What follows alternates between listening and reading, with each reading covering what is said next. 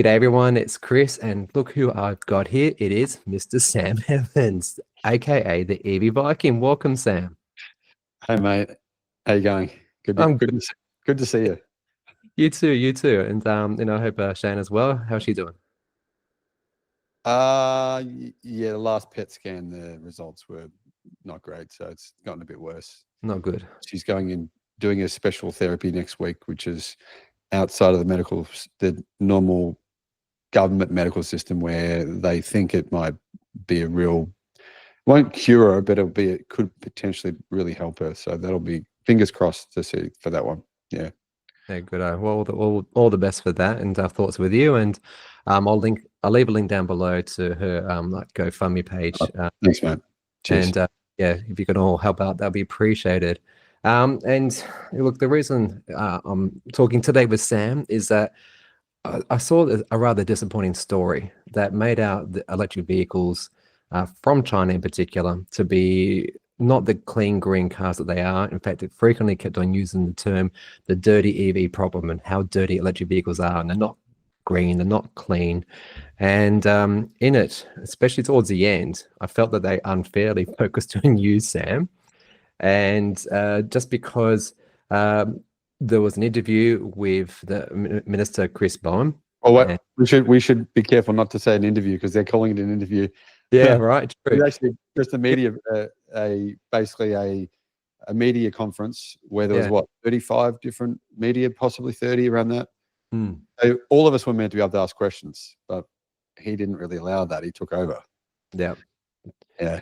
And I wasn't there for that bit. I did attend that event. I was there on the Saturday, I think it was, but I could tell basically that his line of questioning was trying to draw anyone in who could with this narrative around how nickel that comes out of Indonesia from this company goes to China and ends up in our electric vehicles in Australia. And as we're about to talk about it, it turns out everything about the story is a complete lie. And it's very disappointing. We know full well that Channel 7, Kerry Stokes, and 7 Holdings has fossil fuel ties. Yeah, they're both direct. Massive. They are direct and indirect. And the actual the reporter on that story, Liam, what's his last name? Sam, Liam Bartlett. He too has actually worked for Shell in 2012 to 2015 as a consultant. Sure, doing media for them, but if you're doing media for Shell, do you think you're actually doing clean green stories? Yeah. Yeah. So, there's been numerous articles talking about what you just said. Yeah. Twiggy Forrest, he owns a mining company, one of the big Fortescue. Even he says that Kerry Stokes and Channel 7 are basically in the pocket of fossil fuels. Publicly, he's saying this stuff publicly. So they have this ongoing public battle where he's saying, okay, you're fighting against renewables. So I think if he's saying it, it's probably happening. Yeah, for sure. Yeah. I looked into it, and they've actually got direct stakes in oil and gas production through Beach Energy, SGH Energy, and also very strong ties through West Track. And those guys actually provide mining and resource industry with like big trucks and things like that. And that's why that whole thing about that. I looked up. I had to look up. Sam, can I tell you how disappointed I was when I had to look into this damn story because I was very annoyed by it. When I looked up things about electric vehicles and nickel and what they call it, the dirty problem, can I just tell you, I found a lot of videos by Channel 7 media over the last 2 years about electric vehicles. What does that tell you? Negative stories. Negative stories. Negative stories. They're not clean. They're not green. I'll do a screenshot. It is hilarious that this is what we're being fed. Well, rather, this is what the Australian people are being fed. Yeah. And to date, the video, and unfortunately, I've been one of those people today who's watched that damn video by Channel 7, has had 172,000 views. So 172,000 people who maybe haven't done even like 1 hour of research. That's all it took me today. And I've watched your video, Sam, so thank you for your video, your rebuttal video. It only took 1.5 hours of my time to realize that the story was a complete fabrication. It was a stitch up. It was insane. Like, anyway, So take me back, Sam. Take me back, Sam. So you were there, and I actually turned up to this press conference a little bit late. I didn't even know what was happening. To be honest, I'm going to embarrass myself by saying that. But then I realized that it was the minister talking about, well, trying to talk about vehicle to grid or vehicle to home, V2X, whatever you want to call it. Yep.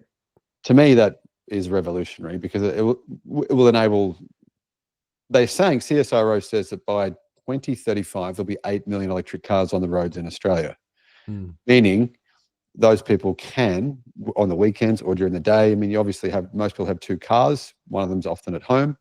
That car can be, you can use all that extra solar during the day. There's 4 million households in Australia can use all that extra solar. Then at night time, they can use their batteries for a couple of hours between, say, 5 and 10 p.m. when electricity is expensive, and potentially have to pay 0 on their bills, and also massively reduce the burden on Australia's electricity grid, which is a massive problem because our coal power plants keep breaking down and we want to replace those.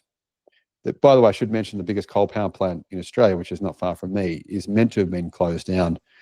And they're meant to be building the biggest battery in Australia on that location. So that's the kind of thing we want to, you know, encourage. Anyway, there's all these journalists there, probably about 30 of them. And Liam starts, I wouldn't say asking questions, it was more making accusations. And it was, for me, I honestly wasn't following what he was saying because it was something entirely different to what the media conference was meant to be about.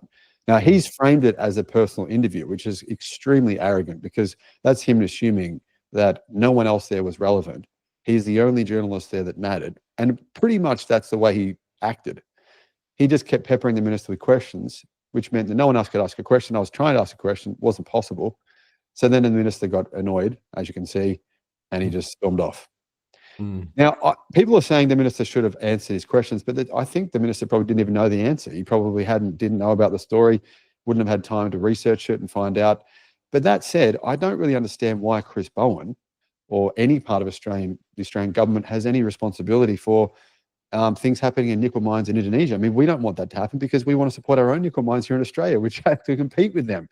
So to blame our government for something happening in Indonesia, I just think it's totally bizarre. And that's what he was doing, just simply to create a clickbait story in order to frame this whole EVs are bad, blah, blah, blah. Now, of course, as you mentioned, most nickel goes into steel, and he obviously wasn't interested in that part of the story. Anyhow, minister storms off, and I ran up to him to try and ask him my question, which Spotlight framed as me being his security or something bizarre like that. The interesting thing is his security guard actually pushed me away. So this idea that I was protecting him, obviously Channel 7 removed that part of the, otherwise it wouldn't have suited their narrative. They removed the part of the security guard pushing away. But the security guard fortunately didn't push me away until I'd asked my question. Chris Bowen, kind of very frustrated voice, responded to me. And if anyone wants to know if this is true, you can send him in a question. I'm pretty sure he's going to confirm what I'm saying. He's responded to my question, and then he kept walking, and right then one of his security guards pushed me away.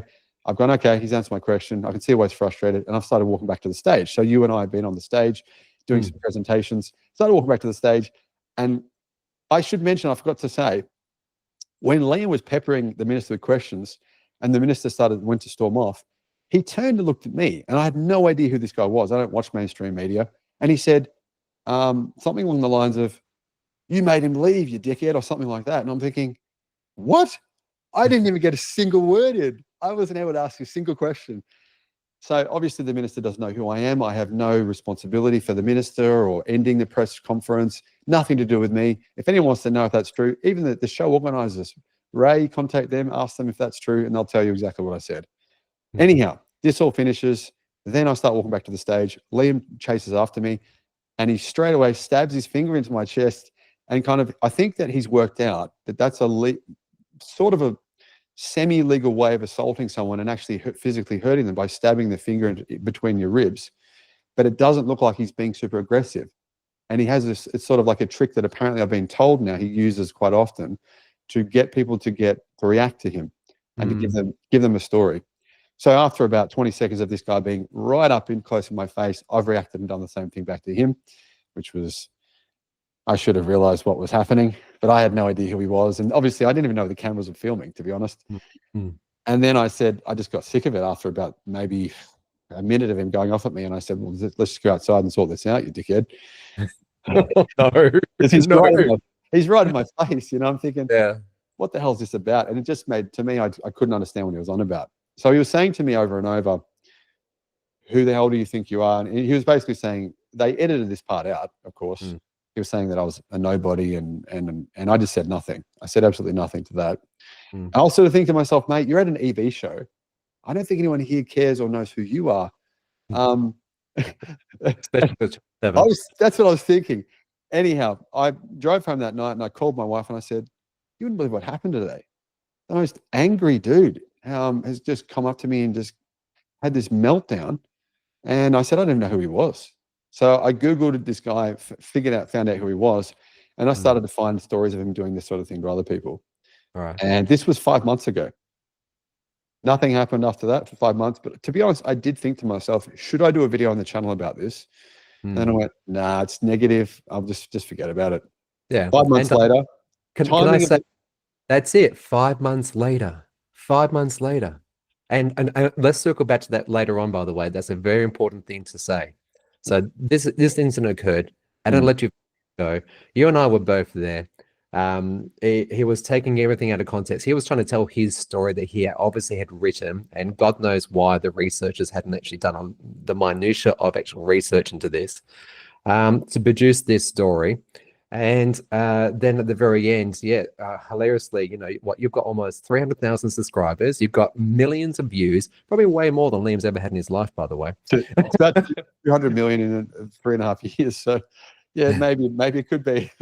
Thank you for pointing that out, man. I appreciate it. It is just one time embarrassing that he didn't know who you was, but the researchers obviously did their piece, and the way in which they finished the story was really poor. I thought, and can I just say, I'm going to leave a link to your rebuttal video below, because I think the way in which you actually retell the story using the footage through fair use is. I'm going to try and get access to, because they've obviously edited out the footage that tells the whole story.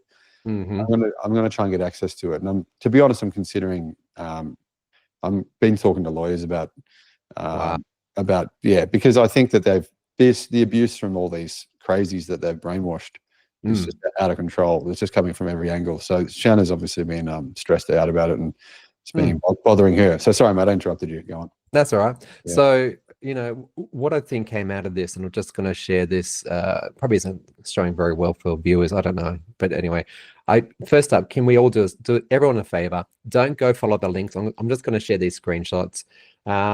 If you really must, try to do it incognito window, because anyway, we don't want to reward them with clicks. We don't want to.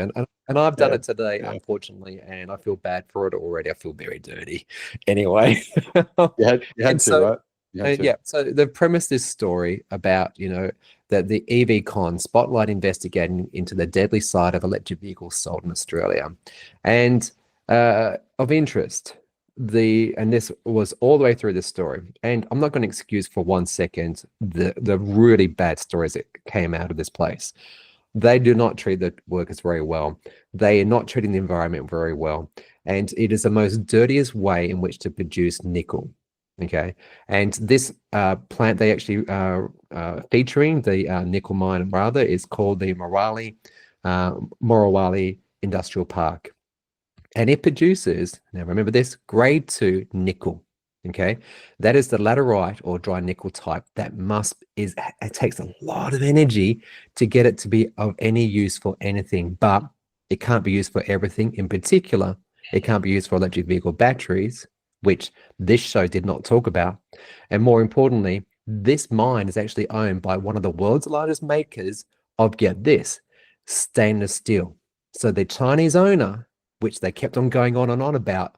And so it was this story. It was kind of like, what is this story about? Is it about electric vehicles, or is it about China, or is it about Indonesia? I don't know. But if you take that aside and you take away the main message because of the title of the story, and you think to yourself, okay, so this nickel mine produces nickel that goes into electric vehicles. No, it doesn't. It actually produces nickel for stainless steel that is actually then sent to China to be used. So what you're saying is that mine is owned by a stainless steel company, and about 70% of all nickel is used worldwide for steel. Yeah, approximately. Yeah, basically, yeah. Now, guys, can I just point out? Can I just point out this story for people who are not from Australia it's gone completely viral. It's been on almost every major news channel. It's had millions and millions of views. So there's a lot of people who have been tricked and lied to by this story. But I should point out one thing, because people will say this in the comments. Yep. Grade 2 nickel is sometimes used in various countries for batteries, but it does take a lot of refining and a lot of additional cost. So that's why it's usually used for steel, because they don't need to do all that extra refining for the steel manufacturing. But with batteries, it's better to get grade 1 nickel. And so generally batteries are from grade 1 nickel. However, as you said, this particular mine, which is what the story is about, because that's where 21 people died, is not used for batteries. And that's what I said in my video. This is not about you or I condoning things happening in Indonesia. We have, both of us do not agree in any way whatsoever with what's happening in Indonesia. I just want to make that clear, because we're going to get a lot of people commenting saying, we are used about Indonesia. We don't agree with that. We don't support that. We want them to have the right, these workers to not have this stuff happen to them, have the right rights there. But that's on the mines and that's on the Indonesian government. We can't control that personally. Exactly right. And just for those viewers who might be new to electric vehicles or curious, basically, fundamentally, 3 different types of electric vehicle batteries out there. And when electric vehicles first came up and up and up, so 2000s, 2010s, they were predominantly nickel, manganese, cobalt, or with aluminium. So there was definitely a lot of nickel in them. There was some cobalt in them, and there was some other sort of stuff in them, right? But, and I'm going to share my screen for a hot second, because again, this only took not even 1 hour of research, which makes you wonder about Channel 7's ability to do anything. If you actually look into where most batteries are manufactured these days and the type of batteries that they make, okay, the third type of battery that I own. So this source is the IEA, the International Energy Agency. Yep. So this is the International Energy Agency, and this was published this year, the 5th of March, 2025. Okay. So within the last 5 months when the video was shot. And this graph is very telling. Basically, it shows in the first section, China, the European Union, and the rest of the world as a whole. And the green bit is the type of battery that they produce in these countries. And guess what China mostly makes? About 70, almost 80% of it is lithium phosphate, and that it does not have any nickel in it whatsoever. Okay. And then if they do have nickel, guess what? In 2024, the majority of it is high-grade nickel. High-grade nickel. So not the sort of stuff that comes out of this Indonesian plant. Okay. Look into the EU. There's a different story. There's definitely some low-grade nickel in those use. And then as the rest of the world, it makes up a tiny minority. That is to say, the actual nickel use. But the takeaway from this chart should be, notice how lithium phosphate batteries are actually growing in popularity. And that's because they're actually cheaper to manufacture, they are safer, and they're good for, well, more sort of long distance sort of traveling.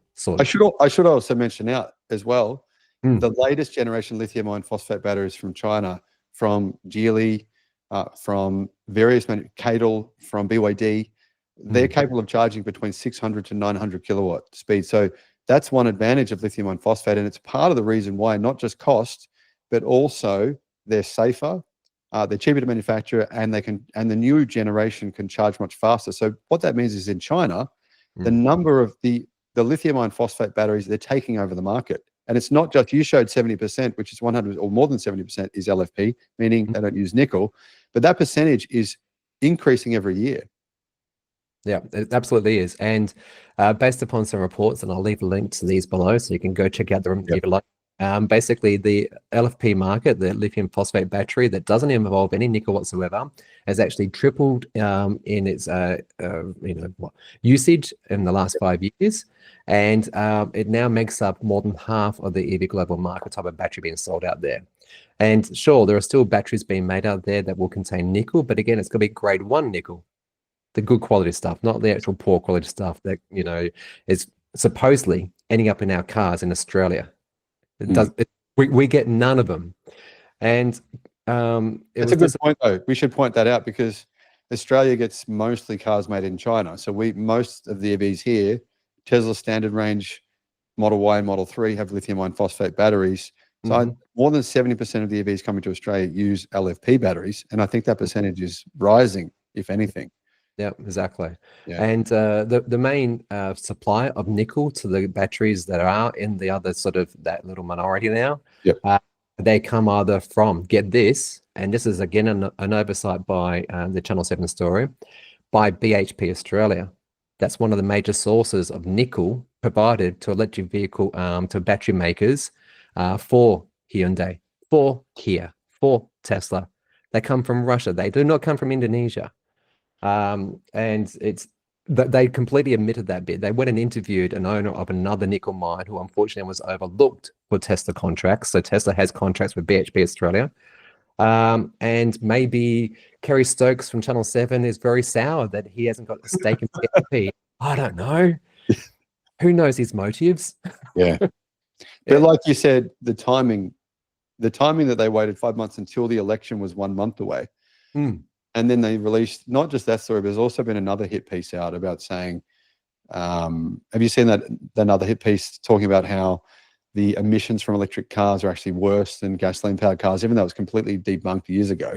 Oh, yeah. This story has been reprinted again, brought up by the media again.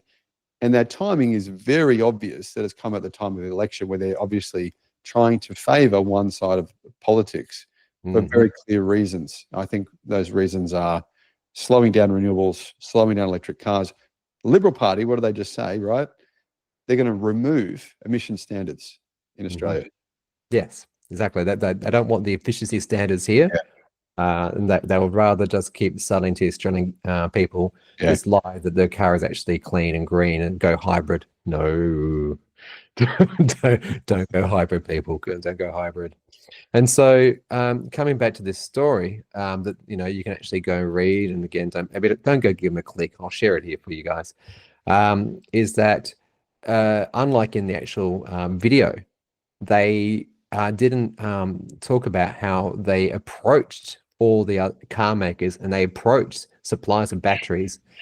So in the print media version, they actually said, hey, we reached out to all these different companies, and all these different companies responded. And guess what? None of them use batteries from bloody Indonesia. Oh my gosh. How amazing is that? None of them use nickel from Indonesia. Is that the case? None of them use nickel from Indonesia. Yeah. There is talk in here about one visiting it because it used to be part of their supply chain, and now they've since moved on. Huh. Funny that. Funny that. So how come that didn't get in the video? Oh, geez, I wonder why. Because it didn't suit the narrative. It didn't suit the story. Yeah. And it's one thing people also forget is they what we're saying now, they hear all this. Yeah. If they're anti-EV, it's very hard to have a logical conversation with them because it's like an emotional, it's like a religion for them to hate change, to hate EVs. It's all, you know, you and I spoke before, and you mentioned earlier in this interview chat, you mentioned that emissions are hurting people. And people often forget, they say, you're a bunch of green freaks because your global warming is a scam. You know, they say it's a scam. Now, even if you think that's true, I don't really care. I've always mentioned this on the channel. We don't know what percentage of global warming is caused by humans. We really don't know. So my point is, and I've said this at least 500 times, people are sick of me saying it, is emissions are hurting you. Wherever you mine them, okay, that's not hurting you. But then if you're burning them around your house, in your city, you're breathing in that air. And I think if you're actually stupid enough to think that breathing in the fumes from a diesel exhaust or a petrol gasoline exhaust is healthy for you, you should go sit in your car in your garage and see how that goes. Because that's really dumb, right? We know there's so much evidence now. I don't think anyone, even the full-on redneck, absolute nutters, you know, the real super right wing guys, even they wouldn't argue that those exhaust fumes are not really bad for you, surely. So my point is to say, EVs don't necessarily, they're not necessarily going to answer every part of the solution, but they're part of the solution. And nickel and lithium yeah, we do mine lithium, we do mine nickel, and people will say, yeah, you've got to mine all this, you're ruining the earth. But here's the point. All of this is recycled. It's worth a lot of money. So this claim that people say, right, they say we're just filling up landfill with these batteries and destroying the earth is insanity, because that's like basically having a massive gold bar and throwing it in the bin. Would you really do that? No. Black mass is worth $8,000 a ton. So if you just took an EV battery and just crunched it up and didn't even extract the metals properly, it's worth $8,000 a ton. If a battery weighs 600 kilograms, that's $4,000 right there. Like $7,000 Australian dollars. So imagine how dumb you'd have to be to just throw it away. No one's throwing them away. All of it will be recycled. All of it is being recycled or will be. So what that means is we'll have a circular economy. By experts are saying by around 2050, we won't have to mine for any of these minerals ever again. But they're saying between 2048 to 2055, we won't have to do any mining. So it's a completely circular economy. Yeah. So I think for the people out there that think EVs are bad simply because we have to mine the minerals, we won't have to anymore. And that's what's great about it. Yeah, exactly. And I think you bring up some very important points here, and that is around, like your wife's health and that of the health of our families and your family and your friends. There is nothing that's not without consequence. Yeah. And when we burn things, when we dig things up and we burn them, think about the amount of energy that goes into making petroleum, diesel, and how intensive and actually devastating it is to the environment. And the thing, though, that when we ultimately burn petrol or diesel to propel us in cars and vehicles, is gone. It's gone. It becomes NOx. It becomes PM 2.5. It becomes stuff that goes in your lungs, does damage to them, your heart, your brain, and even more untold effects, which are demonstrable and actually have had a lot of science behind them, successful court cases behind them. Yeah. And people think that, oh, well, the EVs can't be any better. Well, it turns out they can. And when you have ethically sourced nickel from the likes of BHP, where there's a source chain and we can check every single step and ask employees, how are you? Are you okay? Are you being treated well? Do you have the proper safety equipment? Do they care about you?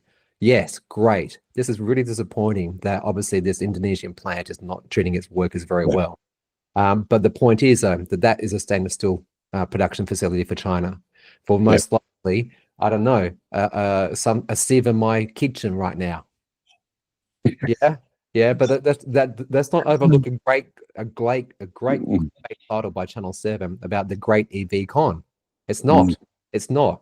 And again, it's if they actually cared, they could have said what it really was. It's a stainless steel problem. And that's clearly the issue. Like, if more than 70% of it's for stainless steel, we don't have to use stainless steel for a lot of things that we use it for. I mean, a fridge doesn't have to be covered in stainless steel.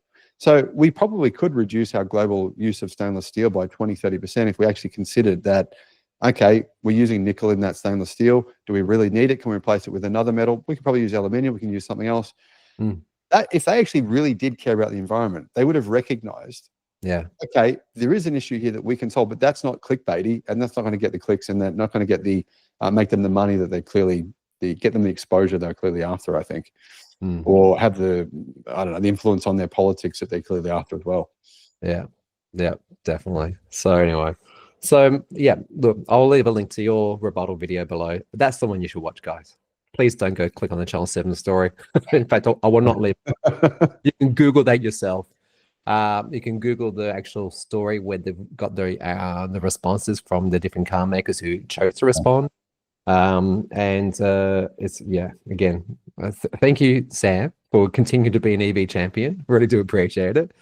Well, you actually have done more than a lot of people, because the media was using the EV tax and spreading this negative narrative around that story, and that was really gaining traction.